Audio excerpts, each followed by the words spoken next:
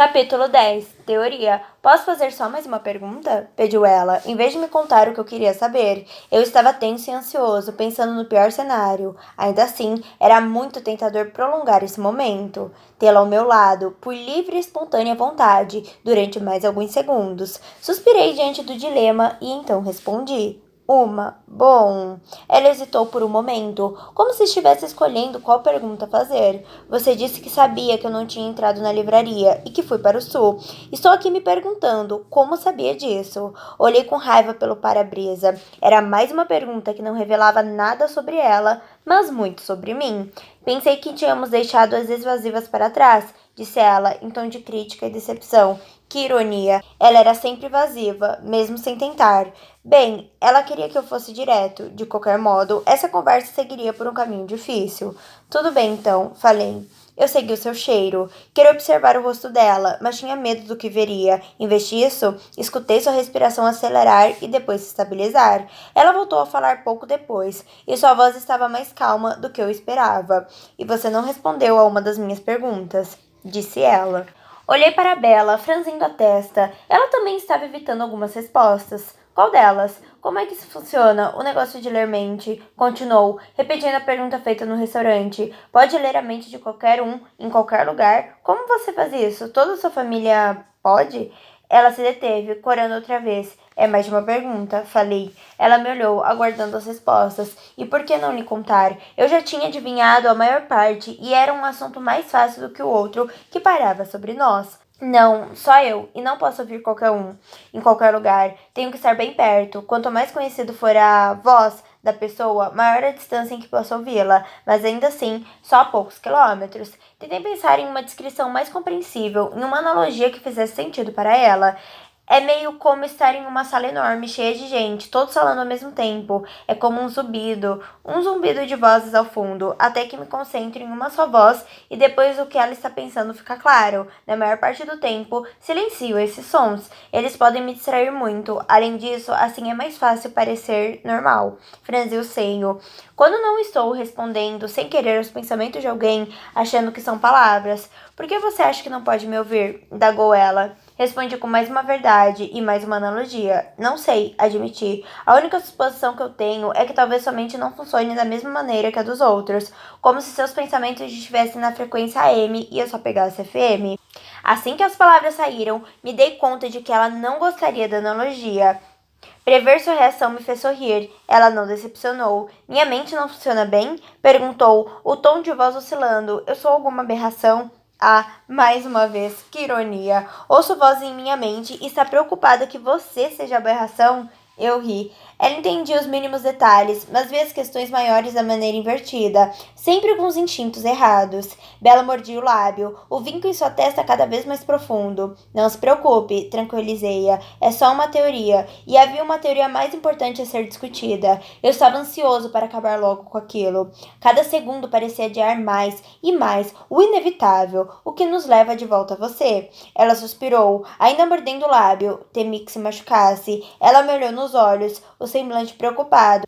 Já não deixamos as evasivas para trás agora? Perguntei, com delicadeza. Ela olhou para baixo, lutando com um dilema interno. De repente, ficou tensa e arregalou os olhos. Pela primeira vez, o medo ficou estampado em seu rosto. Que droga, ela ofegou. Entrei em pânico. O que ela tinha visto? Como eu a tinha assustado? Então ela gritou. Reduz a velocidade. Qual é o problema? Eu não conseguia entender de onde vinha aquele pavor. Você está indo a 150 por hora, berrou. Ela olhou de relance pela janela e se encolheu diante das árvores escuras que passavam depressa. Essa coisa ínfima, um pouquinho de velocidade, a fez gritar de medo. Revirei os olhos. Relaxe, Bella. Está tentando nos matar? Perguntou em voz alta e tensa. Não vamos bater, prometi a ela. Ela respirou fundo e então falou em tom de voz um pouco mais moderado. Por que está com tanta pressa? Sempre dirige assim. Olhei para ela, achando graça de sua expressão surpresa. Não tire os olhos da estrada, gritou. Nunca sofri um acidente, Bella. Nunca nem mesmo recebi uma multa. Sorri e levei a mão à testa. Aquilo tornava a situação mais engraçada. O absurdo de conseguir fazer uma piada com ela sobre algo tão secreto e estranho, detector embutido de radar. Muito engraçado, disparou ela, com sarcasmo, a voz denotando mais medo do que raiva. Charlie é policial, lembra? Fui criada para respeitar as leis de trânsito. Além disso, se nos transformar numa pizza de Volvo no tronco de uma árvore, você provavelmente vai conseguir escapar. Provavelmente, concordei, e então ri sem achar graça. Sim, teríamos destinos bem diferentes em um acidente de carro. Ela tinha razão em estar com medo, apesar das minhas habilidades no volante. Mas você não vai. Com um suspiro, diminui a velocidade do carro, quase parando. Satisfeita, ela olhou para o velocímetro. Quase. Isso ainda era rápido demais para ela. Odeio dirigir devagar, resmunguei, mas deixei o ponteiro baixar mais um pouco. Isso devagar? Perguntou ela. Chega de comentários sobre como eu dirijo, falei impaciente. Quantas vezes ela já tinha se esquivado da minha pergunta? 3, 4. Será que as suas suposições eram tão horríveis assim? Eu tinha que saber, imediatamente. Ainda estou esperando por sua teoria mais recente. Ela mordeu o lábio outra vez, e seu rosto assumiu uma expressão preocupada, quase sofrida. Dominei minha impaciência e suavizei o tom de voz. Não queria que ela ficasse aflita. Eu não vou rir, prometi, torcendo para que sua relutância em falar fosse apenas constrangimento. Meu maior medo é que você fique com raiva de mim, sussurrou ela. Forcei minha voz a sair calma. É tão ruim assim? Muito ruim. Ela olhou para baixo, recusando-se a me encarar. Os segundos passavam. Continue. Encorajei-a. Sua voz saiu bem baixa. Não sei por onde começar. Por que não começa do início? Lembrei o que ela dissera antes do jantar. Você disse que não concluiu isso sozinha. Não, concordou. E então calou-se de novo. Pensei em coisas que pudessem tê-la inspirada. De onde tirou? De um livro? Um filme? Eu deveria ter olhado suas coleções enquanto ela estava fora de casa. Eu não tinha ideia se Bram Stoker ou Anne Rice estavam na pilha de livros. Não, repetiu ela, foi no sábado, na praia. Eu não esperava por isso. As fofocas locais sobre nós nunca descambavam para algo muito bizarro ou muito próximo da verdade. Havia surgido algum boato novo que eu não sabia. Bella desviou o olhar das mãos e viu a surpresa em meu rosto. Eu estive com um velho amigo da família, Jacob Black, continuou. O pai dele e Charlie são amigos desde que eu era bebê. Jacob Black. O nome não era familiar, mas ainda assim me lembrava algo. Em algum momento, havia muito tempo, olhei pelo para-brisa, repassando lembranças em busca de uma conexão. O pai dele é um dos anciões Cleots, disse ela. Jacob Black. Ephraim Black, um descendente, sem dúvida. Não podia ser pior. Ela sabia a verdade. Minha mente mapeava as possíveis consequências enquanto o carro voava pelas curvas escuras da estrada, meu corpo tenso de angústia imóvel, a não ser pelas pequenas ações automáticas necessárias para dirigir. Ela sabia a verdade, mas se ela tinha descoberto no sábado, então estava ciente a noite toda, e mesmo assim... Fomos dar uma volta, prosseguiu ela, e ele me contou algumas lendas antigas, acho que tentando me assustar. Ele me contou uma... Ela parou de repente, mas não havia razão para ficar apreensiva. Eu sabia o que ela ia dizer. O único mistério ainda sem resposta era porque ela estava comigo naquele momento. Continue, falei. Sobre vampiros. Suas palavras saíram mais baixo do que um sussurro. Por algum motivo, ouvi-la dizer a palavra era ainda pior do que descobrir que ela já sabia. O som me fez estremecer. Então retomei o controle. E você imediatamente pensou em mim? Perguntei. Não, ele falou na sua família. Como era irônico que a própria prole de Ephraim fosse a responsável por violar o acordo que ele jurara manter. Um neto ou um bisneto, talvez. Quantos anos tinham se passado? 70? Eu deveria saber que o perigo não estava nos velhos homens que acreditavam nas lendas. Estava, é claro, na geração mais jovem, aqueles que receberiam alerta, mas achariam graça das superstições de seus anciões. Ali residia o perigo da exposição. Supus que, com isso, eu estivesse livre para abater as tribos menores indefesas do litoral, se assim desejasse. Efraim e seu clã de protetores estavam mortos havia muito tempo. Ele só achava que era uma superstição tola, disse Bella de repente, a voz tomada por uma nova ansiedade, como se conseguisse ler os meus pensamentos. Não esperava que eu acreditasse nela. Desguelha, vi suas mãos se retorcendo de apreensão. A culpa foi minha, falou, depois de uma breve pausa, então baixou a cabeça, como se estivesse com vergonha. Eu o obriguei a me contar. Por quê? Já não era tão difícil manter minha voz tranquila, o pior já tinha passado. Contanto que falássemos sobre os detalhes da revelação, não teríamos que tratar das consequências. Lauren disse uma coisa sobre você. Ela estava tentando me provocar. Bella fez uma careta por causa da lembrança. Eu estava um pouco distraída, pensando em como poderia ser usado por alguém para provocá-la. E um garoto mais velho da tribo disse que a sua família não podia ir à reserva, mas pareceu que ele queria dizer outra coisa. Então consegui ficar sozinha com Jacob e arranquei isso dele. Ela baixou ainda mais a cabeça enquanto falava. A sua expressão era de culpa. Desviei o olhar dela e ri. Era um som incômodo. Ela se sentia culpada. O que ela poderia ter feito para merecer algum tipo de censura? Arrancou dele como? Perguntei. Tentei paquerar. Deu mais certo do que eu esperava, explicou ela, e sua voz tinha um quê de incredulidade ao lembrar que havia funcionado. Dava até para imaginar, considerando a atração que ela exercia sobre tudo que era masculino, algo totalmente consciente para ela, quão irresistível ela seria quando tentava ser atraente. Fui tomado por uma súbita pena do garoto inocente que fora atingido por essa força tão poderosa. Gostaria de ter visto isso, falei, e então ri outra vez. Com humor ácido, eu queria ter ouvido a reação do garoto. Queria ter testemunhado sua devastação. E você me acusou de deixar as pessoas tontas. Coitado do Jacob Black. Achei que fosse sentir mais raiva do responsável pela minha exposição, mas ele não sabia o que estava falando. E como eu podia esperar que alguém negasse a essa garota o que ela queria? Não. Senti apenas empatia pelo estrago que ela devia ter causado à paz do espírito do garoto. Senti seu rubor aquecer o ar entre nós. Virei-me para ela, que estava olhando pela janela e não falou mais nada. O que você fez depois? Perguntei. Era hora de voltar à história de terror. Pesquisei um pouco na internet, sempre pragmática. Isso a convenceu? Não, respondeu ela. Nada se encaixava, a maior parte era meio boba, então... Ela se interrompeu mais uma vez e ouvi-a cerrar a mandíbula. O quê? O que ela havia encontrado? O que tinha levado a entender aquele pesadelo? Houve um breve silêncio, então ela sussurrou. Concluí que não importava. A surpresa paralisou meus pensamentos por meio segundo, e então tudo fez sentido. Entendi por que ela mandou as amigas embora em vez de fugir com elas, porque entrou no meu carro em vez de correr e chamar a polícia. E ouvia na mente dos humanos afortunados que podiam caminhar à luz do sol, a seu lado, às vezes encostando acidentalmente no dorso. Não importava? Falei, a raiva me dominando. Como eu poderia proteger uma pessoa tão determinada a não ser protegida? Não, respondeu ela, em um tom de voz baixo que era inexplicavelmente doce. Não importa para mim o que você é. Ela era inacreditável. Você não liga que eu seja um monstro? Que eu não seja humano? Não. Comecei a questionar sua sanidade mental. Eu poderia arrumar para ela o melhor tratamento disponível. Carlyle conseguiria o contato dos médicos mais qualificados, dos terapeutas mais talentosos. Talvez algo pudesse ser feito para consertar o que havia de errado com ela, o que quer que fosse que a deixava contente em estar ao lado de um vampiro, enquanto seu coração batia em um ritmo calmo e estável. Eu ficaria de olho na clínica psiquiátrica, naturalmente, e a visitaria sempre que permitissem. Você está com raiva, ela suspirou. Eu não devia ter dito nada. Como se nos ajudasse em alguma coisa a lhe esconder essas tendências perturbadoras. Não, queria mesmo saber o que você estava pensando, mesmo que seja uma loucura. Então estou errada de novo? Indagou ela, um pouco hostil. Não é isso que estou me referindo. Cerrei os dentes outra vez. Não importa, repeti com rispidez. Ela ofegou.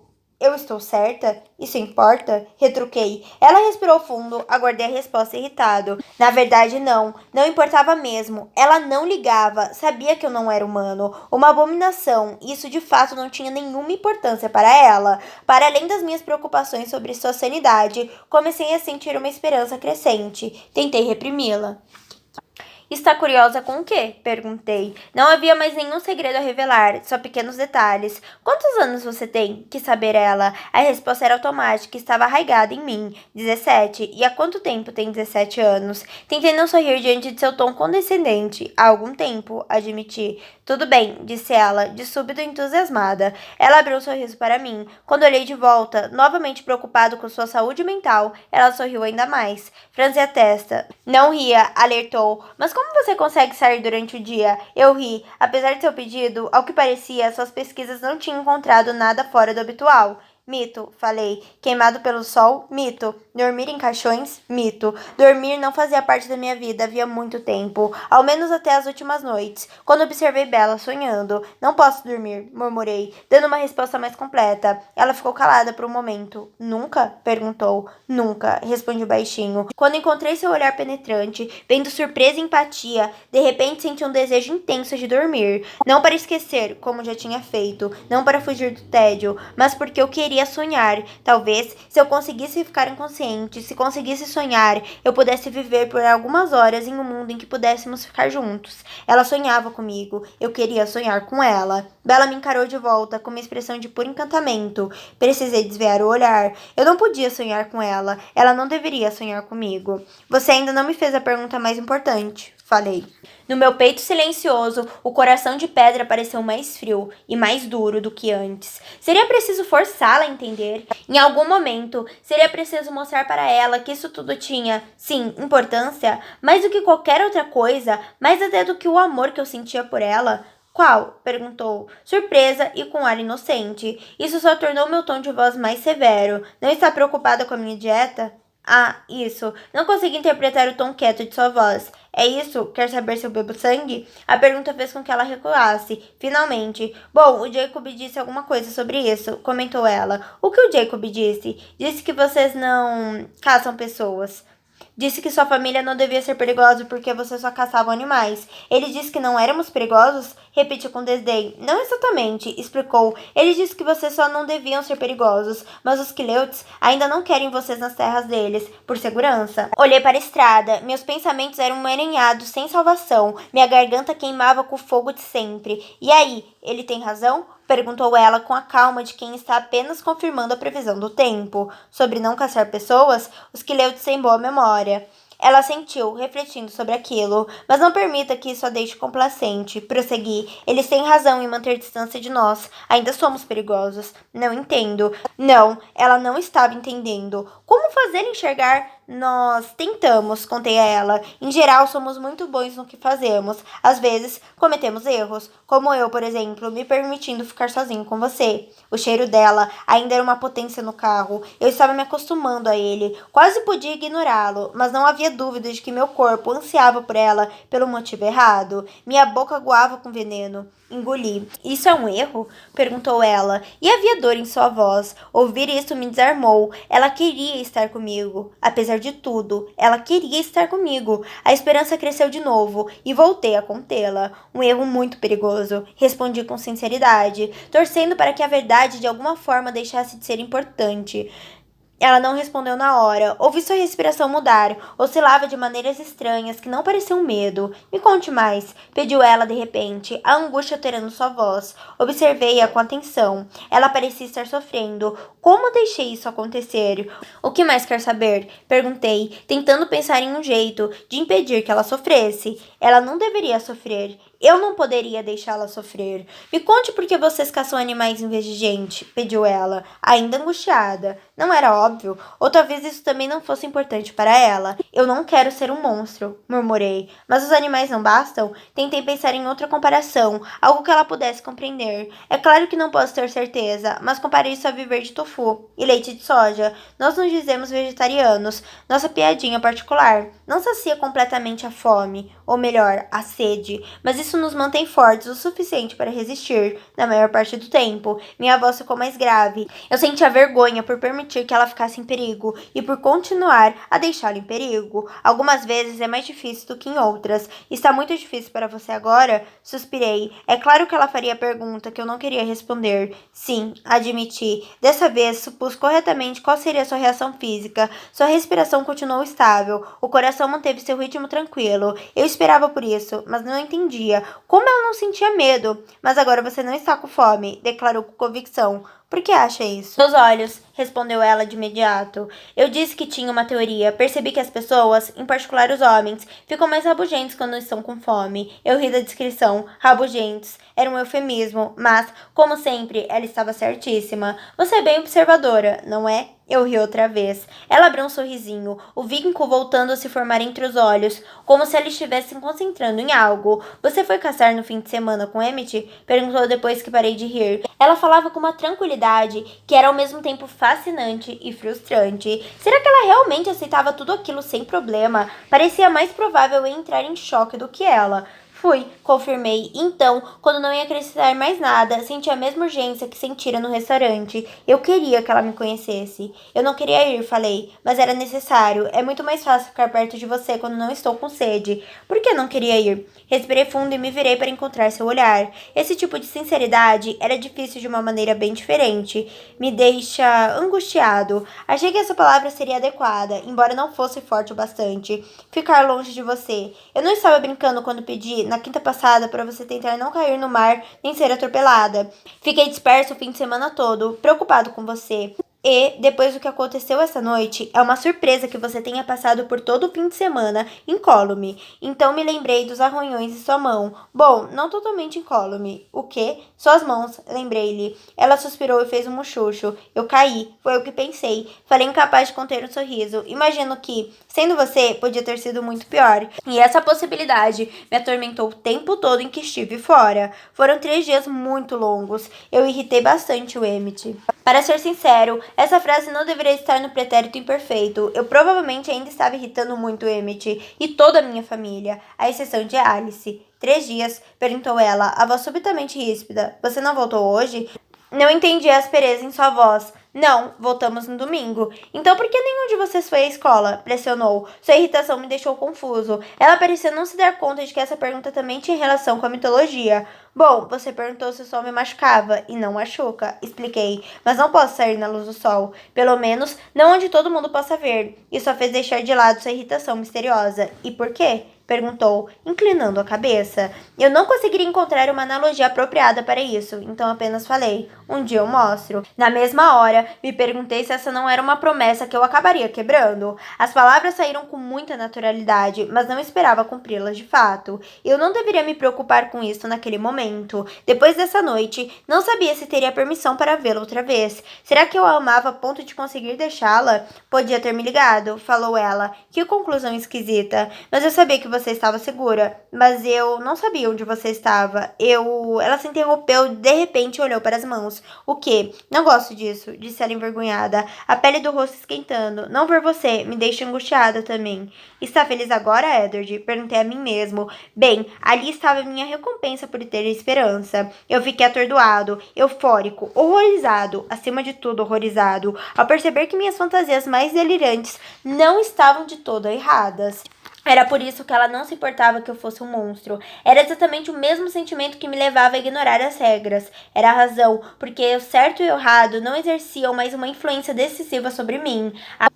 A razão para todas as minhas prioridades terem sido rearranjadas, de modo que ela pudesse ocupar o topo. Bella também se importava comigo. Eu sabia que seu sentimento não se comparava à intensidade do meu amor. Ela era uma mortal, inconstante, não estava aprisionada, sem chance de redenção. Mas, ainda assim, ela se importava o bastante para arriscar a própria vida e se sentar ali comigo. E fazer isso de bom grado. Ela se importava o bastante para sofrer se eu fizesse a coisa certa e a deixasse. Havia algo que eu pudesse fazer naquele momento que não lhe causasse sofrimento? Qualquer coisa. Cada palavra que dizíamos, cada uma delas era mais uma semente de romã. Aquela visão estranha no restaurante tinha sido mais certeira do que eu imaginara. Eu deveria ter mantido distância. Não deveria ter voltado a Forks. Eu não traria nada além de dor para ela. Isso me impediria de ficar onde eu estava, de piorar a situação. Do jeito que eu me senti naquele instante, recebendo seu calor na minha pele. Não, nada me impediria. Ah, gemi baixinho. Isso é um erro. O que eu disse? Perguntou ela, rápida em assumir a culpa. Não vê, Bella. Uma coisa é eu mesmo ficar infeliz. Outra bem diferente é você se envolver tanto. Não quero ouvir que você se sente assim. Verdade, era mentira. Meu lado mais egoísta estava em êxtase por saber que ela me queria tanto quanto eu a queria. Está errado. Não é seguro. Eu sou perigoso, Bella. Por favor, entenda isso. Não, ela fechou a cara, teimosa. Estou falando sério. Eu tratava um intenso conflito interno. Parte de mim desesperada para que meu alerta fosse acatado, a outra desesperada para silenciá-lo. Tão intenso que as palavras saíram da minha boca como um rosado. Eu também, insistiu ela. Já disse disse: não importa para mim o que você é, agora é tarde demais? Tarde demais? Por um segundo infinito, o mundo assumiu um tom deprimente de preto e branco, e, em minha memória, vi as sombras rastejando pelo gramado em direção à figura adormecida de Bella, inevitável, incontrolável. Elas roubaram o frescor de sua pele e a jogaram na escuridão, no submundo. Tarde demais, a visão de Alice rodopiou em minha mente, os olhos vermelhos de sangue de Bella me encarando impassíveis, sem expressão, mas era impossível que ela não fosse me odiar por esse futuro, me odiar por roubar tudo o que ela tinha. Não podia ser tarde demais. Nunca mais diga isso, rosnei. Ela olhou pela janela e mordeu de novo o lábio. Os punhos estavam cerrados no colo. Sua respiração era pesada e errática. No que está pensando? Eu precisava saber. Ela balançou a cabeça sem me olhar. Vi algo brilhar em sua face, como um cristal. Que agonia. Está chorando? Perguntei. Eu tinha feito Bella chorar. Eu a machucara a esse ponto. Ela limpou a lágrima com as costas da mão. Não, mentiu, a voz falhando. Algum instinto, morto havia muito tempo, me fez estender a mão em sua direção, e nesse segundo me senti mais humano do que nunca. Então lembrei que eu não era, e baixei a mão. Desculpe, falei, a mandíbula tensa. Como eu poderia dizer a ela o quanto eu queria me desculpar? Me desculpar por todos os erros idiotas que cometi. Me desculpar por meu egoísmo sem fim. Me desculpar por sua má sorte em despertar esse meu primeiro e último trágico amor. Me desculpar também por todas as coisas fora do meu controle, principalmente por ser o carrasco escolhido pelo destino para pôr fim à sua vida. Respirei fundo, ignorando minha reação odiosa ao cheiro do carro, e tentei me recompor.